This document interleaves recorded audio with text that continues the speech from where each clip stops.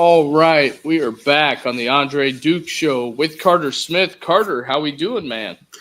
Man, I've been excuse me, sorry if my voice cuts out and stuff. I've been fighting it this week, man. Ever since Sunday night, I've been just I don't know what it is. I woke up Monday and just was struggling all day and left work early and just went home, fell asleep, took a bunch of medicine to try to feel better. And then yesterday I was talking to you guys a little bit and you could hear it. I mean, my voice was gone. I couldn't talk. So doing a show on YouTube wasn't very conducive to that. But woke up this morning doing a little better, just loading up on that vitamin C, some zinc, different things. And I'm trying to get right because got a big turkey day, Thanksgiving week here and Thanksgiving tomorrow. I see ZD in here. Have fun at the dinner table tomorrow. I will. I'm sure there will be no discussions of Notre Dame football at my dinner table tomorrow. But if there are, I know I'm the odd man out in that discussion. But I am in charge of making the turkey for tomorrow. So I was up late last night making the brine and putting the turkey in a big 5-gallon bucket with all this bourbon, water, salt, brown sugar, all kinds of stuff. And letting it sit in there for about 24 to 30 hours and then drying it off and putting it on the smoker tomorrow morning so that it's ready to go for the 1 o'clock. Well, I think the games kick off at noon or so, but it'll be ready shortly after that. And we'll carve that bitch up and get eating. How about you? You got any big plays for Turkey Day tomorrow? Just the standard turkey, doing that, got all the sides and the stuffing and the fixings, and you gonna fry that turkey? Oh yeah. Yeah. Nice and frozen. Don't even try to defrost it, just throw that frozen bitch right in the oil, huh? Well, I am definitely gonna be recording it whenever we drop the I know frozen. how you Fort Wayne, Indiana people do. There's lighting shit on fire over there, but that's awesome, man. Yeah, got all the side dishes, everything. So happy Thanksgiving to everybody out there. But with Thanksgiving week, man, it brings hate week in college football, and this is my favorite, probably my favorite college football week of the year, man. There's nothing better than this, and we're going to talk a lot about it. But I do have one clip. Duke is making a tofu turkey. Damn. Man, Richie. But I do have one clip that just gives you a little insight into my upbringing and kind of I'm a Notre Dame fan. I grew up around Ohio State, and this is just gives you a little insight into how I view rivalry games. And so let me throw this clip up here. My couple guys that played in the game, Ohio State and Michigan. We're talking about a former head coach that would come in the week of the game and give some speeches when there were some other coaches there. So let me throw this on the screen here, and hopefully we got audio for you. Yeah. Best stuff that you remember from Earl? I mean, Earl Bruce. He's one of one. There's never been anyone like him. But my earliest memories of seeing him in person was just how juiced he was, how passionate he was about Ohio State football. Especially, you talk Ohio State, Michigan, when he would get up in front of the team room, like his eyes would be bulging out of his head, and he's just going up and down the line, making eye contact with every single player, pointing you out, talking about things that happened back when he was coaching, what's going to happen when you guys get out there on the field with these dudes. And, like, you know, the old cliche, like you'd run through a brick wall after hearing that. Every time Earl Bruce was around, it was like, there was never any on or off for him. He was always on. He only knew one speed, and he was that way all the time. And he definitely nailed it. He nailed it home right away. Like, you knew, like, okay, I get it. This is a way of life. This is not just a game. Like, this is who we are.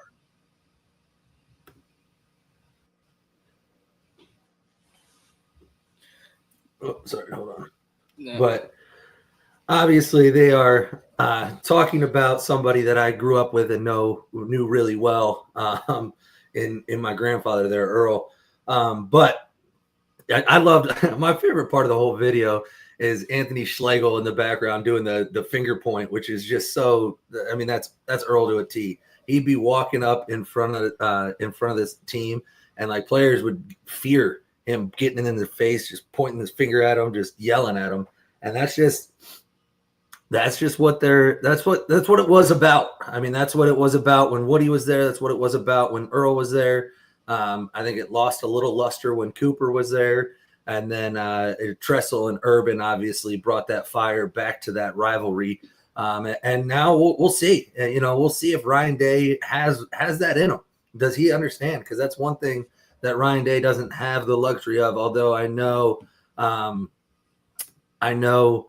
that Jim Tressel has been around the program this week, so maybe he's able to bring a little of that demeanor back since Earl has passed and is not around the program. But I saw that clip. Actually, it got clipped up. Doreen Asian Posh over there clipped it up for me. And what is going on here? And sent it to me because it's exactly what this week is about. And I take that into every rivalry game, not just Ohio State, Michigan. I think, and we'll talk about all the different rivalry games. But when it's a rivalry game, those schools, that's what it's about. It's about lining up and kicking the teeth into somebody that you truly hate. Like Earl Bruce hated Michigan. Hated them. Respected the shit out of the coaches that were there, respected the shit out of the rivalry, but there was nothing he wanted more than to beat Michigan on the last Saturday in November, or the last Saturday of the regular season. Oh, yeah. I think that, Ryan Day spoke this week. There's a lot that goes into this. There is a lot. This is I don't know if it's a coming of the times, for the team up north. The rent is due, and it's well overdue. Everything that's gone on into this, being in Columbus as you are, how close you are to this rivalry in particular, I'm sure Ryan Day cannot wait to get this strapped up and ready to go. When I woke up this afternoon, I was like, man, I cannot wait until Saturday to hopefully see the unleashing. There's all kinds of great rivalries going on this week. You have Ohio State, Michigan.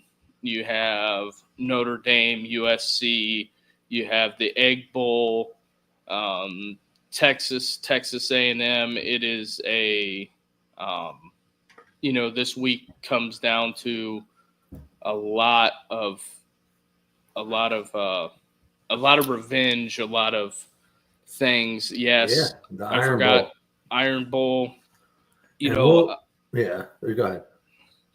And I think we're at the point to where we're, in some of these games, it means something to everybody that's involved, and I think we're getting to that point to where, it's time. Mm-hmm. It is time to kick when they put foot to the 4 panels and 8 laces, all the records go out the window. I don't care if you're 5-5 or 3-8. It is to win that game. Absolutely. And we'll talk about it as we get into the show. I just wanted to lead off, kind of set the tone for the show with that video and get things moving. But we'll definitely break down and talk about some of the rivalry games that I've been a part of, that I've gotten to witness, that, have happened in the past years.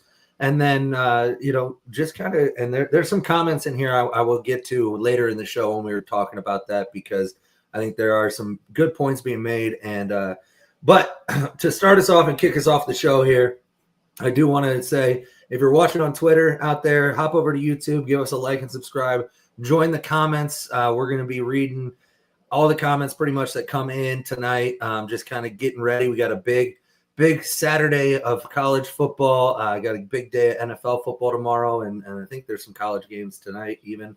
But no, they're off tonight. Yeah, college is off tonight. There's only one game on tomorrow. It's Memphis Tulane. That's not a bad game. But to start out, we do have a live show coming at you 1 week from Saturday. Here, let me throw up the graphic. We'll post it again on social media probably this weekend. But myself, Duke, and Richie are going to be out at Cigar Lounge on December 7th. The show's going to start at noon. I believe the doors open at 10 or 11.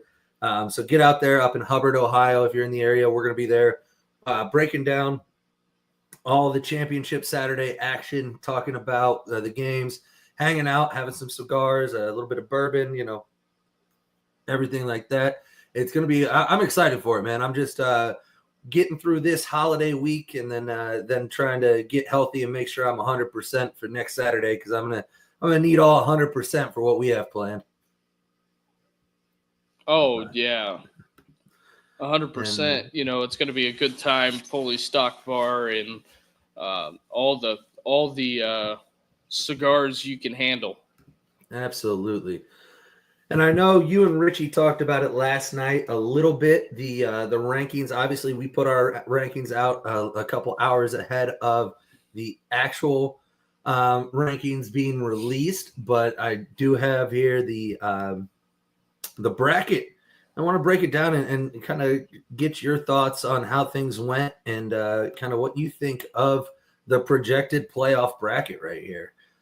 So obviously we know Clemson and Alabama are the first two teams out. What are your thoughts on that? And then we'll kind of dive into some of the matchups and what we see and could see. As I look at it, straight away, Indiana, Penn State, I think that is I don't know. I would prefer them flip-flop Penn State and Tennessee, just so we're not seeing the same matchup. I think one of the most compelling matchups on the board, as for the first round of games, is SMU Notre Dame. SMU going to South Bend is a very, very interesting matchup. Notre Dame is a ground and pound, play defense. We're going to run it down your throat. SMU is kind of pizzazz and throwing the ball all over the yard. So I think that, I was saying it last night, styles make matchups, and I think that's an interesting matchup. And, a lot of people want to count out the, Arizona State, but Scadaboo is a problem. I don't care what anybody says. If that kid gets steam going downhill, Scadaboo could cause you a lot of problems. Arizona State, a lot of people picked them last, thought they were going to be bad. Young coach, Kenny Dillingham, youngest coach in FBS. A lot of people were discounting it, say that Arizona State, what are you doing? He's an alum of that school, so Kenny Dillingham and the Sun Devils is a very interesting matchup for Ohio State. It's Arizona State at this point, if everything stays the way it is, Arizona State is playing with no pressure because they weren't even picked to be there. So I look at that as whenever you play a game, I don't like seeing teams that have nothing to lose. Yeah, I agree. I think that when you look at it, I mean, I agree with you that I don't like some of the matchups. Like Penn State, Indiana just doesn't do it for me. I know they haven't played. We'll jump into that. I think if you looked at our rankings, I had Notre Dame over Penn State already. I think Notre Dame's resume, outside of obviously they have a worse loss. So what that tells me is that the committee is weighing that loss heavier than they're weighing their wins, which is fine. When I was doing my rankings, I was stuck on those two. I didn't know. I thought maybe the big win over Army, it being a ranked win against an undefeated opponent, would give their strength of schedule and their quality wins more of a boost to bump them over Penn State. I still think that there's a chance if Notre Dame beats USC convincingly that Notre Dame could wind up a 6th seed. I think it depends on, I honestly thought Penn State's win by 1 point against Minnesota might negatively impact them more than it did. Who's Penn State have? They have Maryland this week. Yeah. I mean, if they struggle with Maryland and Notre Dame blows out USC, I could see them switching it. But I think in all likelihood, Penn State's going to win convincingly too, and they'll probably keep them pretty much the same as they are now. The only thing that really could shake up those rankings is a Texas loss or a Miami loss. I think those, or a Miami win, could jump if they beat SMU in the ACC title game. But I think those things could happen. But Texas losing to A&M would obviously drop them down. And then you'd have Notre Dame and probably Penn State move up. But, outside of that, I think Notre Dame's probably going to be locked at that 6 or 7 seed. They won't go really any higher than that because of the way Ohio State and Oregon have been playing. And you imagine that as long as Ohio State handles their rivalry game this weekend, and then whoever wins the Oregon-Ohio State matchup in the rematch in Indy is going to be your 1 seed, and whoever loses is going to be your 5 seed. So I think that stuff is pretty locked in. I would like to have seen Indiana maybe where Tennessee is and Tennessee down where Indiana is, just for the sake of matchups. And also I think they're overvaluing some things for other schools and then not giving Indiana the same benefit of the doubt when they look at them. But if you're Indiana right here, you really, I think, I know they say they're not going to use the Big Ten title game against you, but if I'm in Indiana, I'm rooting for Ohio State and Oregon to win this week. So that way I don't have to face one of them in the Big Ten title and potentially get knocked out of the playoffs, even though I could keep hearing they're not going to knock anybody out for that. But if Ohio State were to drop a game to Michigan and Indiana goes and gets boat raced by Oregon, I find it hard to believe that they wouldn't look at that. But neither here nor there. I think that Arizona State is right where I had them. I do find it interesting, though, with the way that this sets up. You almost would rather be the 5 seed than the 1 seed. Right. I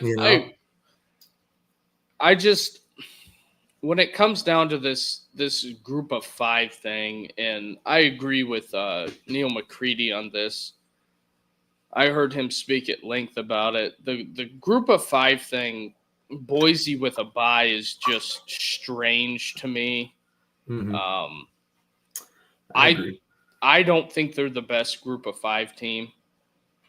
I think they were the highest ranked coming into the season, and their only loss is by a field goal to Oregon, and I think that's what's propping them up. Because, see, the group of 5 thing is very complex because what it does is, let's say all things being equal here, what if Boise State loses the Mountain West Championship?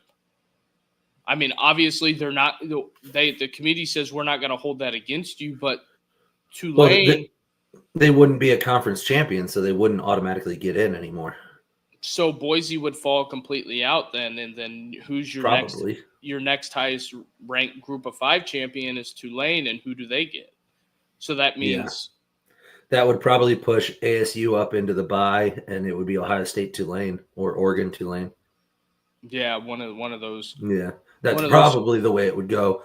I just, the more that we look at this, and I liked the idea of putting value on the conference champion to get a bye and to get auto bids. And then, but watching it play out the first time, I don't like it anymore. I think you just take the 4 highest ranked teams and give them a bye, because there's no reason. I don't believe anybody in their right mind thinks that Boise State deserves a bye just because they've ran through an easy schedule and lost close to Oregon. But it makes for interesting TV, which is what their job is, right? They have to create a TV show every week to rank these teams. And I think when you look at it, Ohio State has the easiest path to the Final Four on this board. And I would say, honestly, the 1 seed has the hardest. Yeah, because you get the winner of Tennessee and Georgia, who I think are 2 good teams. They shouldn't be ranked any higher, but I think they're good teams. Whereas I think Notre Dame's path to the Final Four in this situation actually isn't that bad. I mean, you have an SMU team that I think is good, not great. You're going to be playing a Texas team that I think is relatively untested. I think I'm going to stop you there. Texas, the only team that they have played has been Georgia, and they lost by 2 scores. And, you know, a lot of people are going to give me a lot of hate on this. I think Texas has a QB problem. I had somebody that watched the show last night that texted me and said, you're not off base about this because I think they want to play Arch Manning and they are looking for an excuse to play him. That could be. And I think right now they don't have one, and they're not going to get one. I think Quinn has played better the past 2 weeks, and they're not going to bench him as long as they're winning. And so I think your best bet is that if they lose to Texas A&M Saturday, maybe they bench him, but I don't know. But this is an interesting question as well. What if Army beats Tulane? Then Army would have to get in, right? I don't know. I think that Louisiana Lafayette would probably. I think they're the second best Group of 5 team behind. I think Louisiana Lafayette and Tulane are just much better teams compared to Boise. That's what I. Yeah, but in this situation, we're talking conference champions. We're not talking eye test, really. You know, because you can't just pick a Group of 5 team; they have to be a champion, right? And if Army's a champion and they're the highest ranked champion, they have to get in. And then you're talking about, does that prop up Notre Dame's schedule even more because now they beat a playoff team, right? So it's it's going to be interesting to see how that all plays out, right? If Army beats Tulane, goes 12-1, they're a conference champion, only loss is to a playoff team in Notre Dame. Boise State loses the Mountain West championship. You have to put Army in, I feel like, at that point. Yeah, I think that at a certain point, Army will deserve to get in. Yeah, obviously getting routed by Notre Dame didn't help their chances. But, I mean, you look at, if you want to use the same argument that you use for Texas and Indiana, their only loss is to a playoff team on the road. Texas was at home, but the other two were on the road. And Texas lost by 2 scores, 15 points. Indiana lost by 23.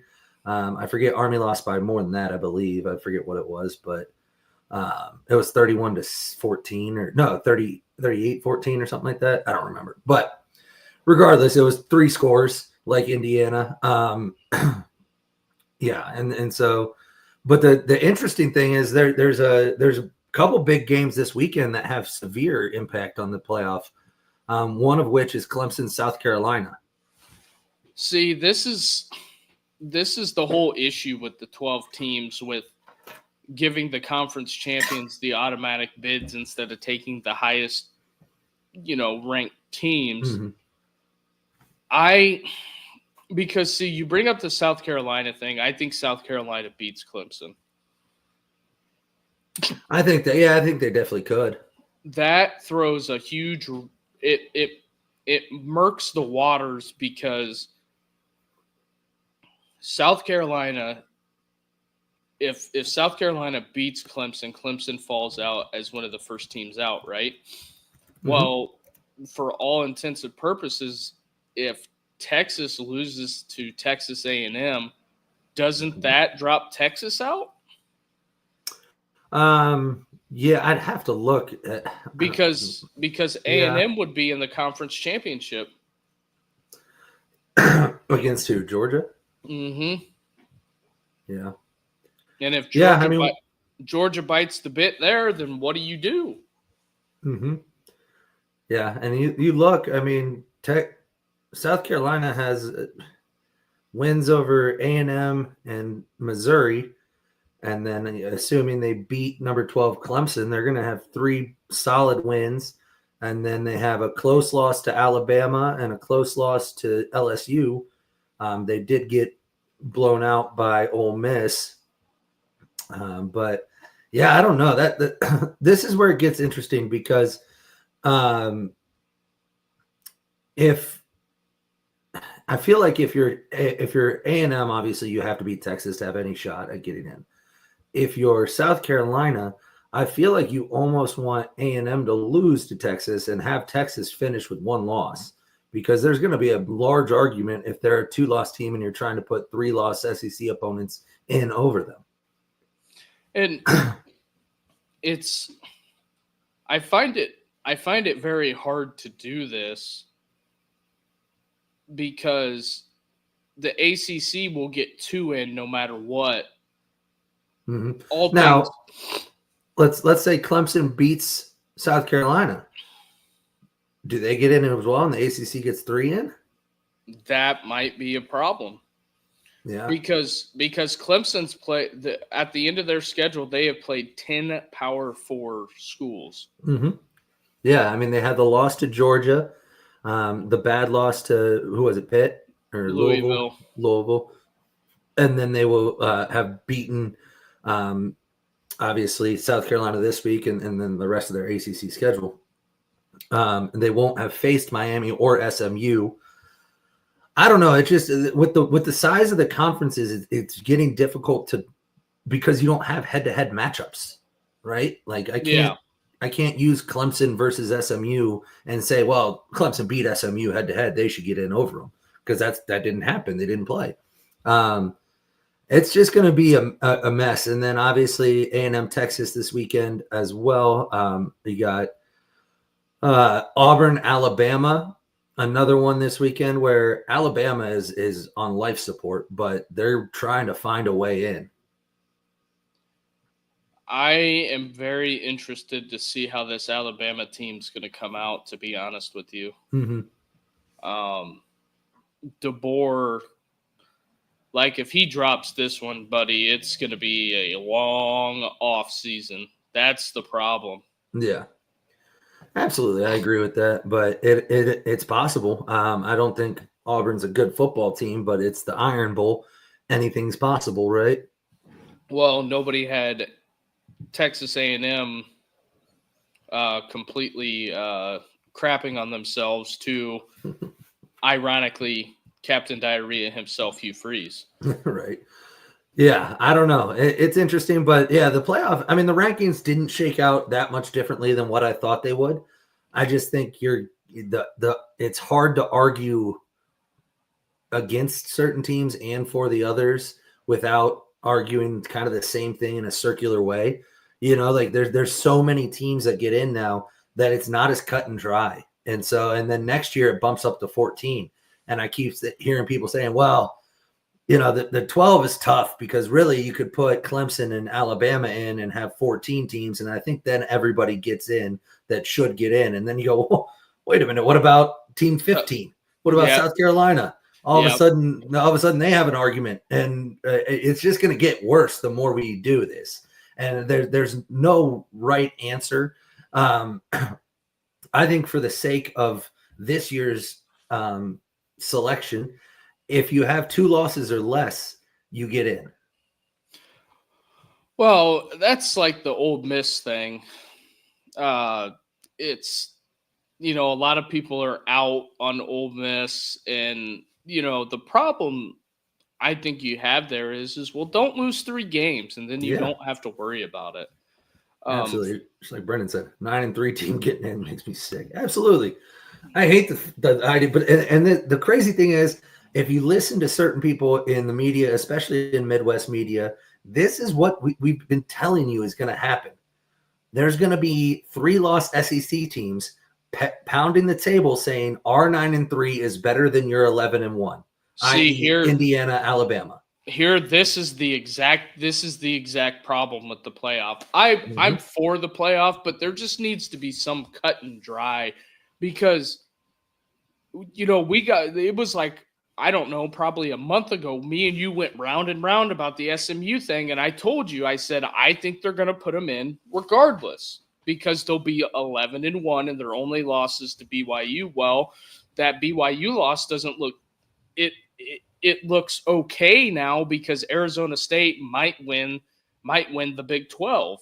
Well, then, SMU's only loss is to BYU. And I said, take the names off of SMU and Texas. If you didn't know what conference they're in, the schedules look relatively the same. Mm-hmm. I mean, yes, yeah. I think they're similar, at least, I would say. I still think Georgia is a much better team than BYU. Yeah, I agree. I said that at the time, but I agree that as far as wins go, they both don't really have wins that you can talk about. Like, they played the schedule they've played, they've won the games that they're supposed to win, and they both lost one to a decent opponent. And the Indiana thing, it doesn't bother me as much, but I think Ole Miss is better than Indiana and Penn State. Just my opinion. Yeah, but there's no world that you would make the argument that 9-3 Ole Miss should make it in over 11-1 Penn State, right? Yeah, because Ole Miss has the black eye that is Kentucky. Yeah, who's the worst team? It'd be like losing to Purdue in the Big Ten. But yeah, I mean, like you said, with Iowa State and BYU, that's the thing. Those are two Power Four schools that have two losses and aren't even being talked about as in the conversation as making it in. Meanwhile, you have South Carolina, Bama, Ole Miss, all with 3 losses, all being talked about as how they could still get in. And I think that's just, you would never hear that about a ACC school. You'd never hear it about a Big Ten school unless that Big Ten school was Ohio State, maybe. But a 3-loss Ohio State probably isn't making it. And it's just because it's the SEC. And I think it's just, you have to have a cutoff. But, with all things being said, everybody undervalued who is Florida. Mm-hmm. When Ole Miss came into there, I said, watch out for Billy Napier and the Gators, because they have momentum. They have momentum trending into the offseason. And, if we get in the Wayback Machine and look at Florida State, they didn't make the playoff. They get their doors blown off in the bowl game. Mm-hmm. And I think that, that's a snowball effect that had happened at Florida State, and they're nowhere. They were playing in the dog shit bowl last week. They're going to end up, 2-10. Yeah. When was the last time Florida State ended up 2-10? I don't think ever. I have no idea. I'm sure maybe at one point. But what this should do, or what that you should know, is that this shouldn't shock anybody. The fact that they're talking about putting a 9-3 SEC team. Look what they did to Florida State last year. Florida State was 13-0 and got left out for an SEC school. Yeah. So this isn't shocking to me, and we've been talking about it. It's just seeing it happen the very first year we have a 12-team playoff. And like I said a few weeks ago, when was the last time the SEC didn't have an undefeated or one-loss team, or a couple of them at the end of the year, playing for the SEC title game? Like, you're going to have a 3-loss SEC champion possibly, or a 2-loss one. And when's the last time that happened? Normally you had 12-1 champions, and then there was another school that lost in the SEC title game that was 12-1 as well, and they would both get in the 14 playoff. Now you're talking about having maybe a 1-loss champion if Texas can beat A&M and win it, or you're talking about a 2-loss or 3-loss champion. And now all of a sudden it's like they expanded the playoffs, and the SEC went, fuck it, we don't really care anymore. We're going to get in the playoffs anyways. Yeah, and here's another thing that I find very interesting. What happens if we end up with an 8-4 conference champion one of these days? I mean, it's not far off. I'm looking at it now. Yeah. I believe it's A&M and Georgia. Yeah, if they beat Texas, they're in the conference champion. Then you have the issue, if A&M rises up and beats Georgia, you got to put A&M in. Yeah, I mean, they're conference champion. They got to get in. And then what do? I mean, you can't leave Texas out. They only have 2 losses. Yep. On the Florida State thing, 1973 was their worst season. They went 0-11, and it concluded concluded the very last game in Gainesville, got beat 49-0. That could happen again this year. But And I don't think that's far for the course. yep. But let's go ahead and reset the show here. We're about halfway through. I want to get to some rivalry stuff and everything like that. So if you are out there watching on YouTube, make sure you hit the like and subscribe button. Give us a follow. Hit the bell notification so you see when we go live. Typically, every day during the week, 7:30 p.m., you can find us on this channel as well. We typically are live once on Saturday at some point in the afternoon, usually sometimes at night if it's a night game or something like that that's going on that we need to jump on for.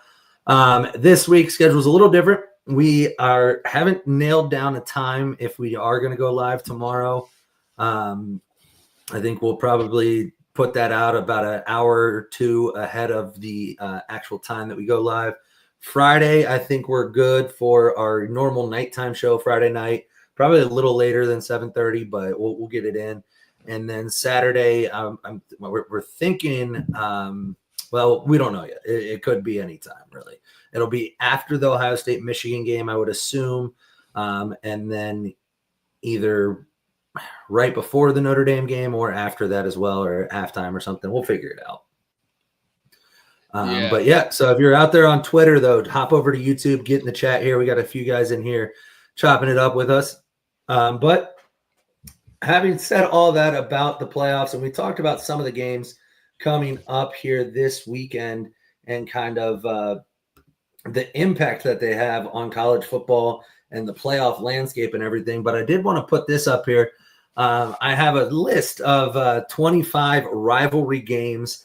I don't know if these are where I got it from actual rankings or if they were just listing games, but I think they have some good ones on here, and I want to get everybody's opinion on kind of what you think the best rivalry games in college football are, and then we'll dive into some of, talk a little Notre Dame USC, a little Michigan Ohio State, and some stuff like that. But here, let me get it up on the screen for you here. So here is 25 of the biggest rivalry games in college football. Duke, what jumps out at you first and foremost? Well, we could go down them by tiers. You want to do that? Yeah, that's fine. No disagreement with Ohio State, Michigan. No. I think you could move. To me personally, I think Army Navy is number 2. Yeah, I think so. Here's where I'm at on that, and I agree with you. I think my thing is I don't even like Army Navy is a rivalry game that's so different than anything else you see. Like it means so much more in different ways, and because of what it represents and what it is. So I agree. Yeah, Notre Dame, Michigan, they don't even play anymore, but it was a fun rivalry at one point. Notre Dame, Michigan State, I thought was still on here too. No, they got rid of that. But yeah, no, Army Navy. I mean, I have no problem with them being at 2. I think there's a very different type of game. So I would have almost put them at like 1B and just said like it's different and then ranked everything else. But yeah, I agree. I think Navy Army. I mean, it's one of the most fun games I watch every year, and I would have no problem with them being at 2. I don't mind the Iron Bowl. I really like the Iron Bowl. Yeah, I think the Iron Bowl is great. I think that there's been some great Red River shootouts. Don't get me wrong. But I guess maybe because I haven't been involved in that rivalry hardly at all, whereas I've been more involved in SEC and Big Ten and Midwest football. So maybe that's why I don't feel as strongly about the Red River rivalry. Red River shootout, not rivalry. Oh yeah, Brendan, that's a big rivalry. It's called the Backyard Brawl. Yes, it is. That's a big one. That's a fun one to go to if you ever get the chance. A lot of fights. Yeah, a lot of fights, a lot of drinking, a lot of shenanigans goes on in that one. But I personally would I think Notre Dame USC is my number 2, and like I can put it number 3 if you want to put Army Navy at 1B or whatever. But yeah, I think Notre Dame USC is one of the most fun ones.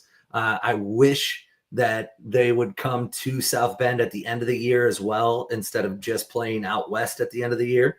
But, is what it is. Them Southern California boys aren't making the trip to South Bend, Indiana in late November. I promise you that.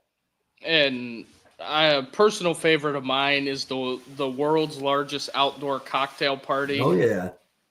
I One's a blast. I kind of wish they would play at home and away instead of in Jacksonville.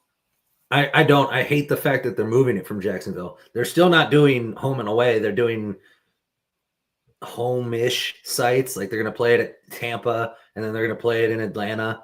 And it's like, don't do that. Just keep it in Jacksonville. First of all, that's where it's always been. It's so much fun.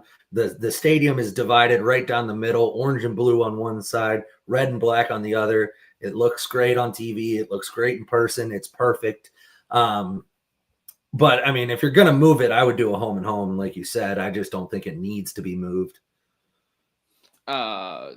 We got Florida State, Miami. I know there's a lot of hate there. The Florida State fans hate Miami. Oh, yeah, they do. And then you got Florida State, Georgia, which we're going to see. It's Florida State, Florida. Florida State, Florida. And then the Egg Bowl, which is one of my personal favorites because there's always something, if it's not a blowout, there's always something wacky that happens in the Egg Bowl. Mm-hmm. Always something wacky that happens in the Egg Bowl, like the dog pissing. Sorry, my guy Siski. But, yeah, you have that. And then Texas A&M. Yeah, I mean, I think also we haven't had that every year recently because of the move to the SEC, and we're going to get that back now. But again, I think these former Big 12 schools like Texas, Oklahoma, A&M, those ones don't do it for me just because I think of where they're located, and I didn't really pay attention to those schools very much growing up. And when I was in college football, the world of college football, those schools weren't things that we were really paying attention to. But I know it's a fun one, and I think this weekend's game is going to be a lot of fun to watch. Yeah, and then it brings me to the backyard brawl. Pitt, West Virginia. There is a lot to be said about that. Those schools straight up don't like each other. Yeah, they really hate each other. I'm actually surprised Penn State isn't on there. They just don't play it very often, I think. Yeah, because Penn State is just Penn State. Because Penn State never wants to lose to Pitt ever. Because it would be like never mind. I'm not even going there. But then we have the Holy War. The Mormons versus the somewhat Mormons. So a little less Mormons. Yeah. Utah, BYU. Even though BYU's got its kinks, but looking at that stadium and the mountains out there, wow, kinks. It's unbelievable. Just that part of the country. Utah is a very different state than any state that you're going to come across. I personally like that. It's a great rivalry game. We move it on. USC shows up here again. USC, UCLA. They both wear the home and home. It looks cool. Don't they play that at the Rose Bowl too every year? Yeah. It's a cool looking game. You got the red on the powder blue. It's good looking. Again, doesn't do much for me just because in my lifetime UCLA hasn't really been relevant. So, but. Yeah, UCLA hasn't been the greatest since like the 70s. And well, I guess early 90s they were pretty good. They had some years, but and then the Civil War. The Civil War between Oregon State.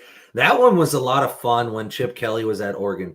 Because I feel like every time they would go into Beaver Stadium in Corvallis, something crazy would happen. And Oregon State would upset Oregon somehow. Like Oregon would be 10-0, and Oregon State would be like 5-5. Beating Beavers. Jesus, Richie. There's a lot to be said about that rivalry. Corvallis is a tough place to place or tough place to play. There's been many undefeated USC teams with national championship hopes going there, and it's gone to die, I believe. Yeah. Mark Sanchez is a big one. They got beat like 19-16 or something like that. Yeah, I remember that one. Yeah, Pete Carroll hated Oregon State. Oregon State, I don't believe, scored a touchdown at that time. So, you had it's a weird thing going up there. And then you move it on down. You got South Carolina and Clemson, the Cox versus the Tigers, the other Death Valley.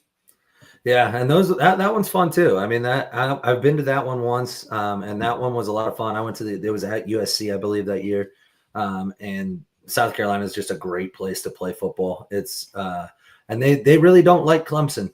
They really don't like Clemson down there. So I think that one's a good one. Obviously, Bama Tennessee is one that is somewhat fun.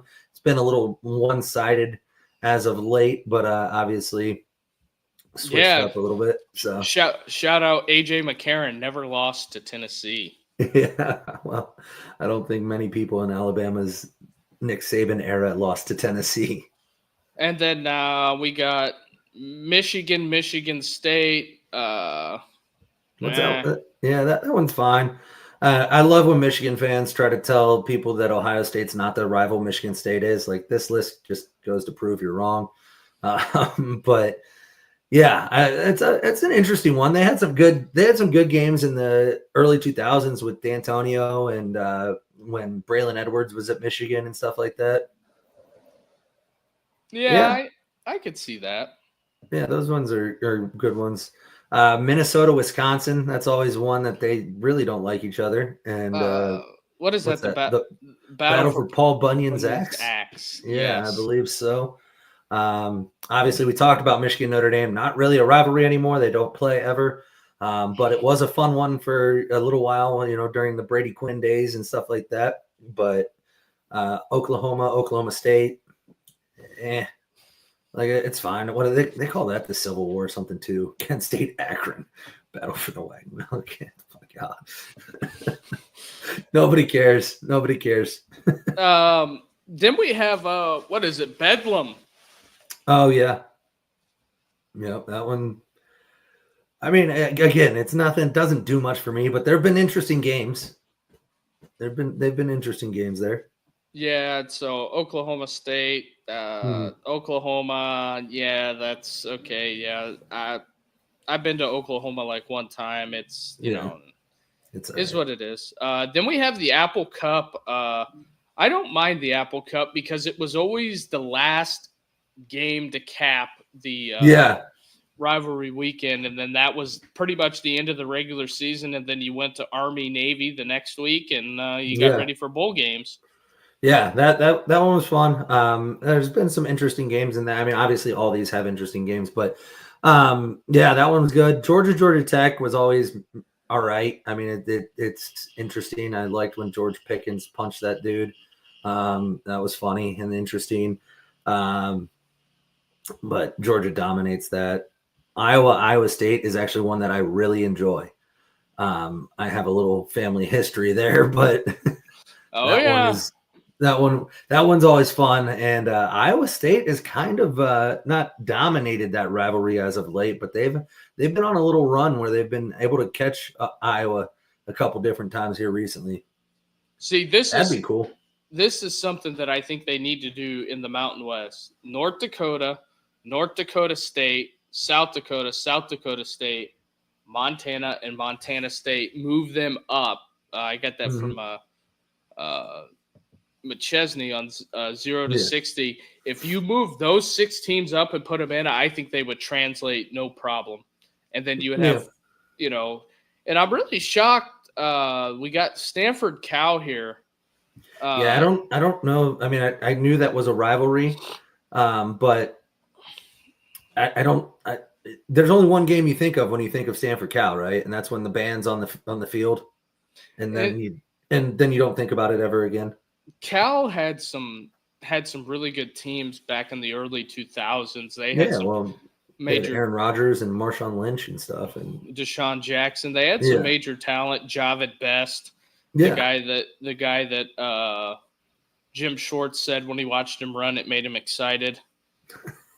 Go up and go watch that interview that Jim Schwartz gave on Job Invest and I will. tell what. But did you freeze? Yeah, I think you did.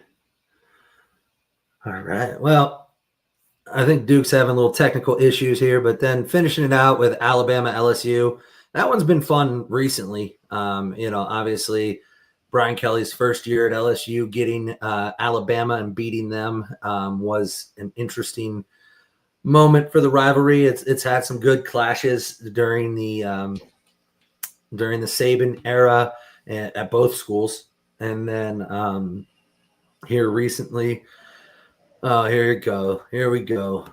Golden Dome's going down. Weston, Golden Domes don't go down. You know that. But sorry about you. You good? You got that taken care of there? Yeah, I had to unplug it and plug it back in. Another Gotcha. one we don't see up here is Illabuck. The Illabuck, yeah. That's because that's not a real rivalry. What do you? I mean, come on. It's not. Nobody even knows where the Illabuck trophy is. Iowa, Minnesota, the battle for the Floyd of Rosedale, the pig. The pig, yeah. I mean, there's a couple that aren't on here, but I do want to jump into and talk. Go ahead.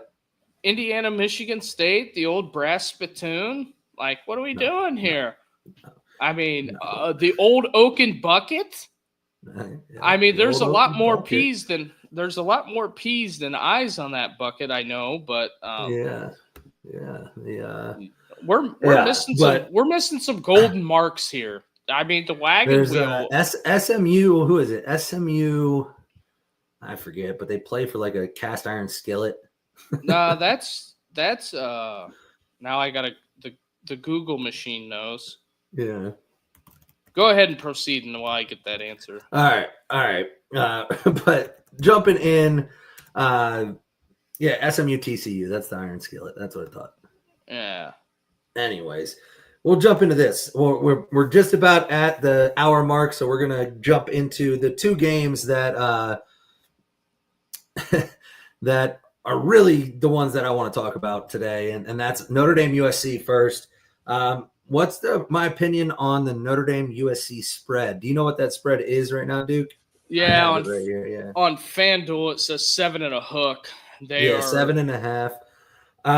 I think I've been saying, and I believe I've been right every week since after Louisville. I've said to take Notre Dame to cover the spread, and I believe they have. I would have to double check that. But I like Notre Dame to cover. I think Notre Dame's playing excellent defensive football right now. They're moving the ball on offense. They're taking care of the football. The only thing is, obviously, as a rivalry game, you can kind of throw the records out the window, as they say. And Notre Dame has got everything in front of them. They have everything to play for. They know when and you're in. So I like Notre Dame to cover 7.5. I think they go out there and they probably win by 14 or more points. It would be my guess. I would be comfortable saying 9.5. If it goes up to 9.5, I'd be comfortable at that number. Once it gets over 10, I might get a little squirmish about betting it, just because who knows.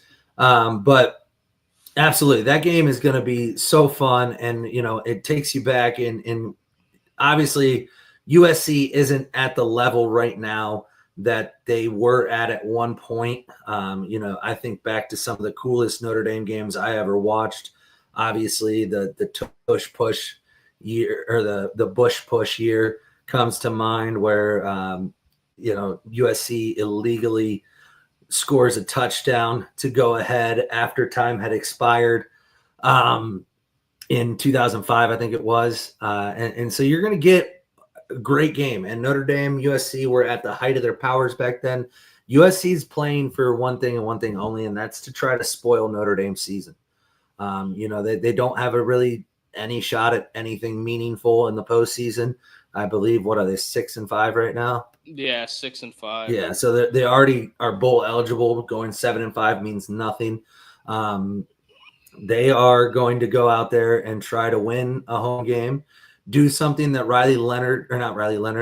Lincoln Riley hasn't done very much of, and that's beat Notre Dame. He hasn't been able to do that very well.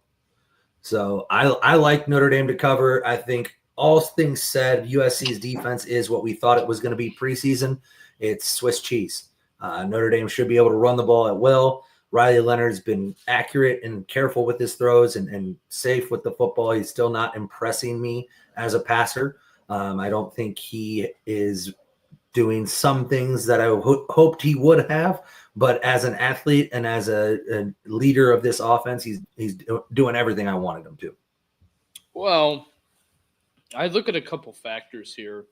I believe on this show we sat here when we were going through Notre Dame's schedule and said that when this game rolled around, Lincoln Riley would probably most likely be coaching for his job. I don't think the people at USC are real thrilled with him, but there is a caveat. USC recently lost John Robinson, a historic coach for the program. I think there's going to be a lot of alumni in town. I think that, if they can instill anything from the alumni being around in this game, that they can instill, go out there and win one, send it out, for the seniors that are leaving USC that have been there all 4 years. It hasn't been the greatest. They've had some good times and some bad times, but maybe stamp the legacy to say, hey, we were that team that ruined Notre Dame's season. So I watched the way USC played against UCLA. They got the win. They didn't, USC was one of the teams that were on quit watch for a while. They lost the heartbreaker to Penn State. They've, the game to Michigan, Miller Moss has been benched when I was told in the offseason that he was the next coming. So USC's kind of had to go at the drawing board, and Lincoln Riley's had to get creative. With that being said, Marcus Freeman's had his number. If Lincoln Riley, he has a gigantic buyout, but if he wants to stop things from getting weird at USC, he has to win this game. Mm-hmm. Yeah, I completely agree. I just when you look at it, like I've said all the time, when I look at games and I talk about games, I look at a lot of different things first, obviously film and things like that, and then obviously analytics, stats, everything like that. And at the end of the day, USC has talent on the roster. It's just I don't think it's as talented as Notre Dame's team, and Notre Dame's playing much better football. They're better coached. They're better in almost every aspect of the game. And I think Notre Dame has had a swagger to them ever since they beat Louisville. It started after they lost to Northern Illinois, and they started to come back, beating Purdue 60 whatever to 3 or 7 or whatever it was. And that really started it. But the last few weeks when they've had opponents that were supposed to give them trouble and were supposed to play close, they really went out and handled their business, and they didn't look like a team that was nervous at all. They didn't look like a team that was overwhelmed by what's at stake, knowing that another loss and you're probably not accomplishing any of your goals for the year. Because Notre Dame came into this season with the goal, make the playoffs, win a playoff game. We talked about it preseason. That was the goal. Make the playoffs, win a playoff game. I didn't think they would have the quarterback play to really win the national championship this year. Obviously, once you get in the playoffs, anything can happen. I'm not saying it's not possible.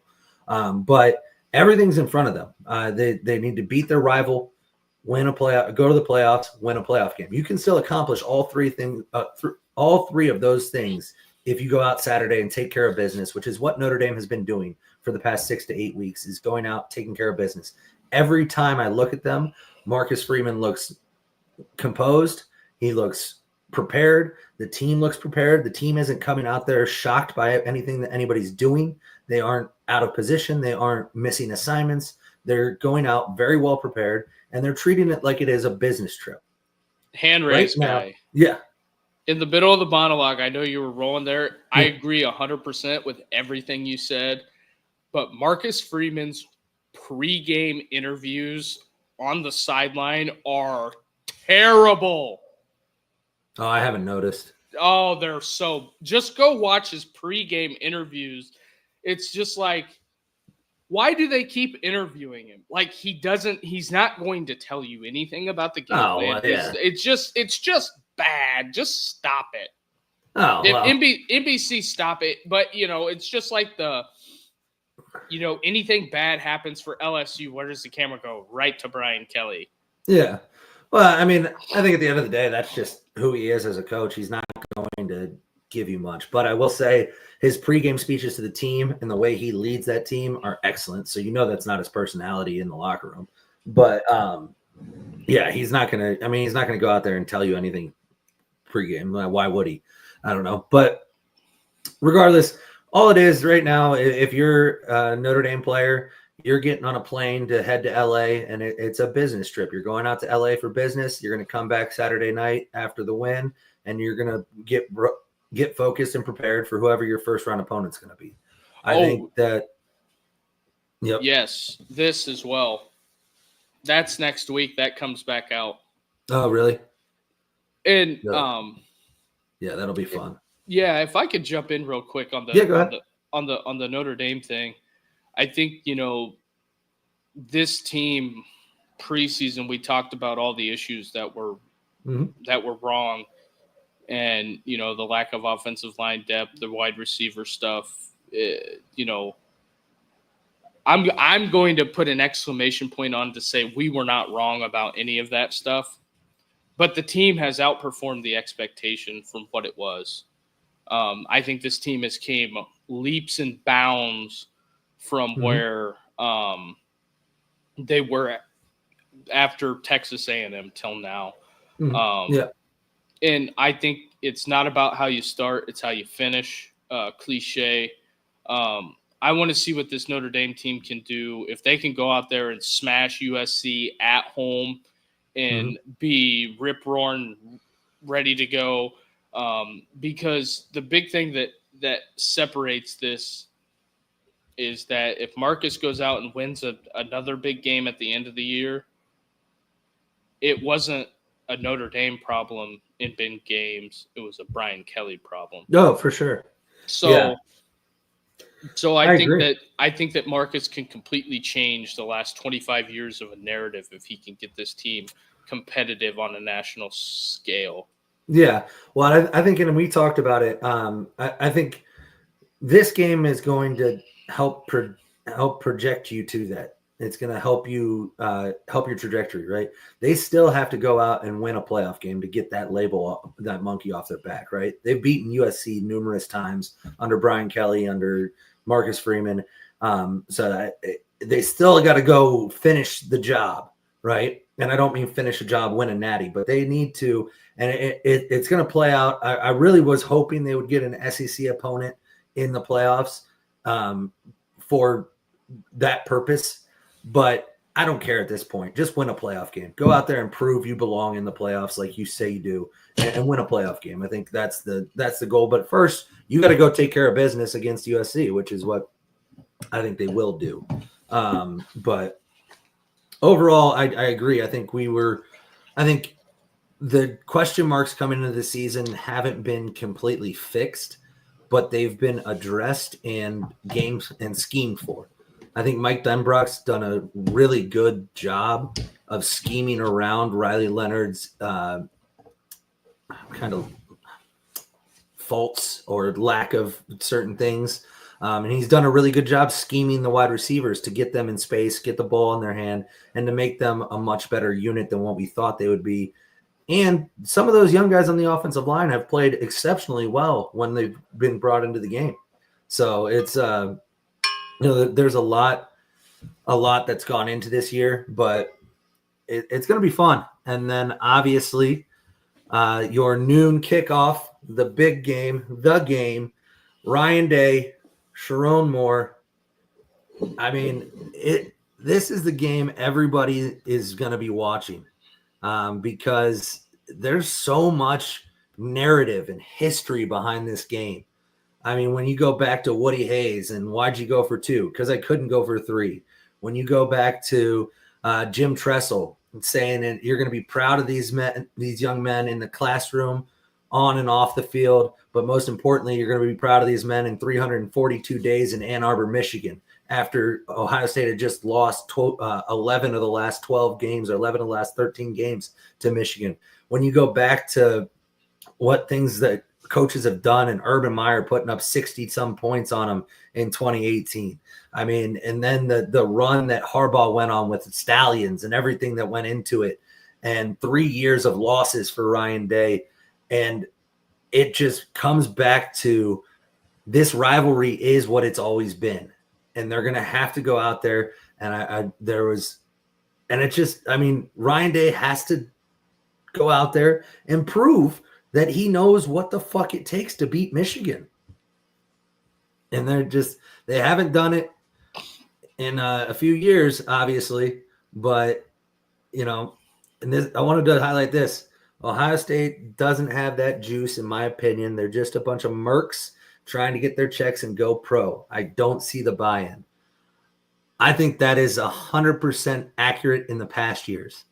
I think that you had a lot of players that didn't know what the rivalry was about. And I think you have a lot of coaches maybe that didn't know what it was about. And Ryan Day, his first head coaching job at Ohio State wasn't the first time he coached in that game. He was an assistant in that game. He learned from Urban Meyer what that game meant.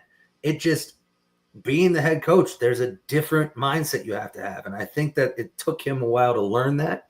I think when you look at it, Ohio State's favored by 21. This is a bad Michigan team, right? They should be able to walk out there and just skill on skill, beat the shit out of them.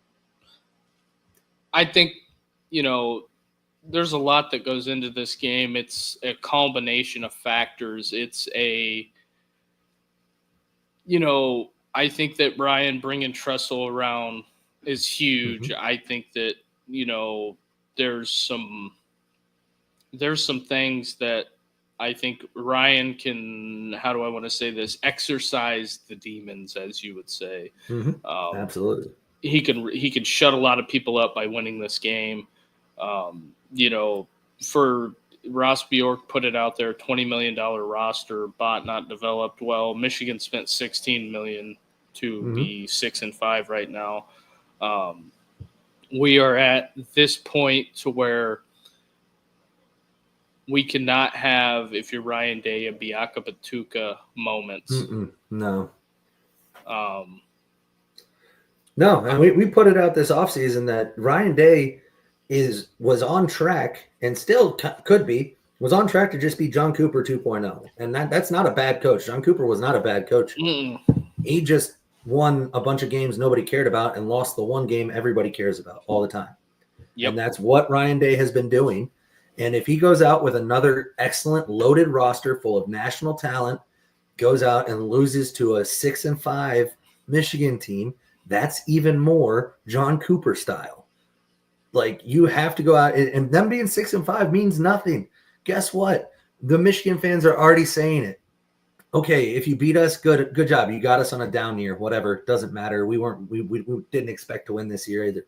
But if we beat Ohio State, it's going to be twice as sweet as last year. Yeah. So the fans and the players, they know that if Michigan goes out and upsets Ohio State, it's going to absolutely blow up the fan base. And do you think there's anything they want more than to do that? It'll be butane. Oh my God, Ryan Day's going to need around the clock security. Probably have to go to WITPRO. He's going to have to go into witness protection and just never coach again. Yeah. What's the we're giving you some bonus time here. What's your next rivalry game you got? Is this the last one? Yeah, I was just going to do those two. We can talk. I think we'll talk. Well, we'll probably talk more about these two later in the week too. But I think Egg Bowl. All right, we can talk a little Egg Bowl. Let's run the Egg Bowl. I don't even see it on here. Are those teams ranked? Yeah, Ole Miss is ranked after. Oh, there it is. Oh, it's on Friday. Yeah, the Egg Bowl's on Friday. Gotcha. We're gonna get a little Black Friday Egg Bowl action. I mean, it depends. I don't know. I mean that game is going to be fun.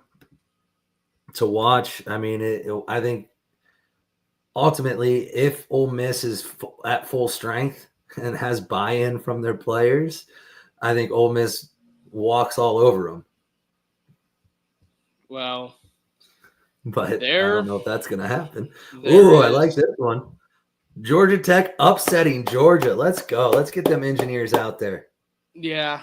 One thing I Right. will say Yeah. is that, we're up against it. And, I've been saying for a while about Mississippi State and Jeff Levy. Ole Miss I just know. dropped a big one at Florida. Yeah. So I went out and got a special Oh, gift God. for this week. And You know what I'm in the mood for? You know what I need? I am going to take, with my hard-earned dollars, I'm going to be betting on the I need more cowbell.